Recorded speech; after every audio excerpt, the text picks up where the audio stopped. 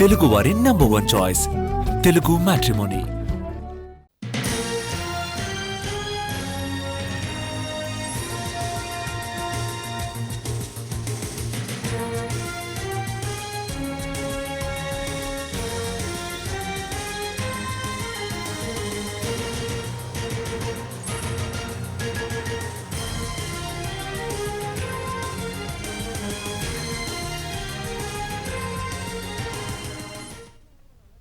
హైదరాబాద్ కూకట్పల్లిలో బాలిక సహస్ర హత్య కేసులో నిందితుని పట్టుకున్నారు పోలీసులు. మైనర్ బాలుడే హంతకుడని నిర్ధారించారు. 5 రోజులుగా కేసును ఛేదించేందుకు పోలీసులు ప్రయత్నిస్తుంటే వారిని డైవర్ట్ చేస్తూ వచ్చాడు బాలుడు. చివరికి పోలీసులకు చిక్కాడు. పక్కా ఆధారాలతో బాలుని అదుపులోకి తీసుకున్నారు పోలీసులు. బాలిక ఇంట్లో దొంగతనం చేసేందుకు వెళ్లి హత్య చేశాడు 10వ తరగతి చదువుతున్న బాలుడు. విచారణలో బాలికను హత్య చేసినట్టు అంగీకరించాడు. బాలుడి ఇంట్లో హత్యకు వాడిన కత్తి, రక్తంతో తడిచిన దుస్తులను స్వాధీనం చేసుకున్నారు. నిందితుని అబ్జర్వేషన్ హోంలో ఉంచారు. ఇవాళ జువెనల్ కోర్టులో హాజరుపరుస్తారు. వైద్య పరీక్షల తర్వాత జువెనల్ హోంకి తరలిస్తారు. ఇప్పటికే బాలుని ప్రశ్నించి స్టేట్మెంట్ రికార్డ్ చేశారు పోలీసులు. సహస్ర హత్య కేసుకి సంబంధించి మధ్యాహ్నం 1 గంటకి మీడియా ముందు అన్ని వివరాలు వెల్లడించనున్నారు అవినాష్ మహంతి.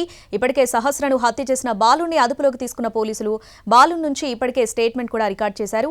ఇక మీడియా సమావేశం తర్వాత బాలుని జువెనల్ కోర్టులో హాజరుపరుస్తారు. దీనికి సంబంధించి పూర్తి అప్డేట్స్ మా ప్రతినిధి రాధాకృష్ణ లైవ్ లో అందిస్తారు. రాధాకృష్ణ. శ్రావణి, మైనర్ బాలిక హత్య వెనుక అసలు కారణాలు ఏంటి అనేవి కూడా పూర్తి స్థాయిలో మరికొద్దిసేపట్లో తెలియనున్నాయి. కేవలం నగదు దొంగతనానికి చేయడానికి వచ్చిన సమయంలో అక్కడ కనిపించిన బ్యాట్ని తీసుకొని వెళ్లే సమయంలో అలజడి జరగడం, ఆ తర్వాత హత్యకు దారితీయడం, ఇదే కారణం ఉందా లేదా అంతకు ముందుకే పక్కా ప్రణాళిక చేసుకుని హత్య చేశాడా అనేది పూర్తి స్థాయిలో కూడా మరికొద్దిసేపట్లో సైబరాబాద్ కమిషనర్ చెప్పబోతున్నారు. ఇప్పటికే ఈ కేసులో మైనర్ బాలుని స్టేట్మెంట్ రికార్డు చేయడం జరిగింది. రాత్రి అంటే సాయంత్రం 6 గంటల తర్వాత మైనర్ బాలుని ఎక్కడ కూడా పోలీస్ స్టేషన్లో ఉంచకూడదన్న రూల్ ఒకటి ఉంది. ఈ నేపథ్యంలోనే బాలుని అదుపులోకి తీసుకున్న వెంటనే అతని నుంచి పూర్తి స్థాయిలో స్టేట్మెంట్ రికార్డు చేసిన తర్వాత అతన్ని సైదాబాద్లో ఉన్న అబ్జర్వేషన్ హోమ్కి తరలించారు. అక్కడి నుండి ప్రస్తుతం అదుపులోకి తీసుకోవడం జరిగింది. మరికొద్ది సేపట్లో బాలుని మేడ్చల్ జిల్లాలో ఉన్న జువెనల్ కోర్టులో హాజరుపరచనున్నారు. అక్కడ కోర్టులో హాజరుపరిచిన తర్వాత ఒకవేళ కోర్టు అతనికి రిమాండ్ కనుక విధిస్తే తిరిగి సైదాబాద్ లో ఉన్న అబ్జర్వేషన్ హోమ్ కి తరలిస్తాడు. అక్కడ అతను రిమాండ్ బాలుడిగా అక్కడే ఉండడం అనేది చోటు చేసుకునే అవకాశం కనబడుతుంది. ఈ కేసులో ప్రధానంగా ఇప్పటి వరకు మాత్రం అధికారులు సేకరించిన దాంట్లో ఆ అబ్బాయి ఏదైతే పేపర్ పైన రాసుకున్నాడో అదొక సాక్ష్యం, అలాగే అతను హత్యకు పాల్పడ్డ కత్తిని కూడా స్వాధీనం చేసుకోవడం జరిగింది. అలాగే క్లాత్ ఏవైతే ఆ రోజు హత్య చేయబడిన రోజు ఆ బాలుడు వేసుకున్న బట్టల్ని కూడా స్వాధీనం చేసుకోవడం జరిగింది. అతను వాషింగ్ మిషన్ లో ఉతకడానికి వేశారు, కానీ క్లూస్ టీమ్ కి ఆ బట్టల్ని అప్పగించడం జరిగింది. దానిపైన ఆ హత్యకు గురైన మైనర్ బాలికకు సంబంధించిన రక్తపు ఏవైతే మరకలు ఉంటాయో వాటినన్నిటిని కూడా రికవరీ చేశారు. ఈ టెక్నికల్ ఎవిడెన్స్ ఆధారంగా మైనర్ బాలుడే హత్య చేసినట్లు పూర్తి స్థాయిలో ఇప్పటివరకైతే నిర్ధారించడం జరిగింది. ఎందుకంటే కొంత అనుమానాలు చాలా మందికి వస్తూ ఉన్నాయి. మైనర్ బాలుడు ఇంత దారుణంగా, ఎందుకంటే 1 కాదు 2 కాదు 19 కత్తిపోట్లు ఏ విధంగా ఒక బాలిక పైన చేయగలుగుతాడు, 19 సార్లు ఎంత కసి ఉంటే పొడవగలుగుతాడు అన్న దానికి సంబంధించి అనేక రకాల అనుమానాలు, ఊహాగానాలు బయట ఎక్కువగా స్ప్రెడ్ అవుతున్న నేపథ్యం ఉంది. కాబట్టి దానిపైన పూర్తి స్థాయిలో క్లారిటీ ఇవ్వబోతున్నారు పోలీసులు. టెక్నికల్ ఎవిడెన్స్ ని ప్రధానంగా ఈ కేసులో బేస్ చేసుకున్నారు. అలాగే ఒక స్థానికంగా ఆ హత్యకు గురైన పక్కనే బిల్డింగ్ లో ఉన్న ఒక వ్యక్తి బాలుని తాను చూశాను అని చెప్పిన ఎవిడెన్స్ కూడా ఉంది. కాబట్టి ఈ మొత్తం ఆధారాల అనుగుణంగా చివరికి మైనర్ బాలుడు హత్య చేసినట్లుగా అయితే నిర్ధారించడం జరిగింది.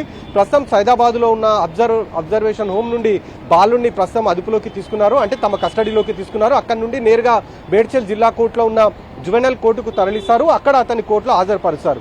ఆ తర్వాత దానికి సంబంధించిన ఎవిడెన్స్ అన్ని కూడా న్యాయమూర్తి ముందు ఉంచే అవకాశం అయితే కనబడుతుంది. ఎవరు కూడా ఊహించలేదు ఈ కేసుకు సంబంధించిన దాంట్లో హత్య జరిగిన రోజు కూడా మైనర్ బాలుడు అక్కడే ఉన్నాడు.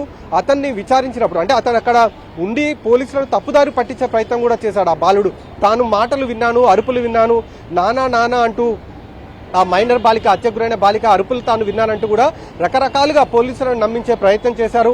అలాగే నిన్న స్కూల్ నుండి అతన్ని అదుపులోకి తీసుకుని విచారించే సందర్భంలో కూడా ఈ విషయాన్ని ఎక్కడ కూడా బయటకు చెప్పొద్దు, తన తల్లికి ముందుగా మాత్రం ఈ విషయం చెప్పొద్దు, ఎందుకంటే తన తల్లి తట్టుకోలేదు, తన నుంచి స్టేట్మెంట్ తీసుకున్న తర్వాత తనని పంపియండి అంటూ కూడా రకరకాలుగా, అంటే పూర్తి స్థాయిలో ఒక ఉద్దేశపూర్వకంగా చేసిన ఘటనగా మాత్రం తెలియట్లేదు.